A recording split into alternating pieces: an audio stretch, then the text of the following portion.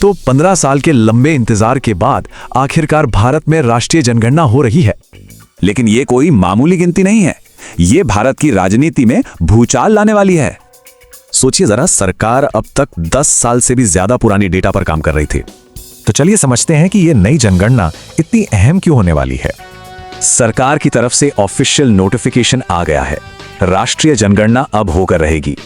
और इसका स्केल कितना बड़ा है ये इसके बजट से ही साफ है, पूरे 11,718 करोड़ रुपए।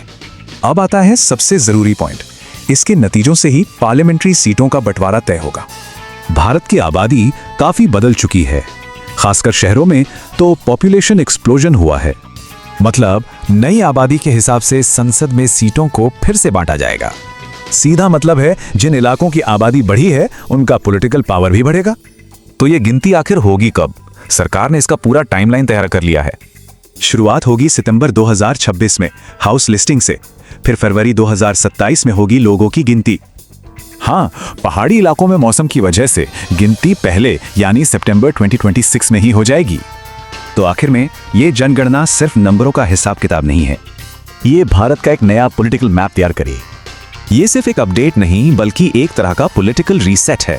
सब कुछ बदल जाएगा। इसी डेटा से तय होगा कि आने वाले दशक में देश की नीतियां और राजनीति कैसी होगी।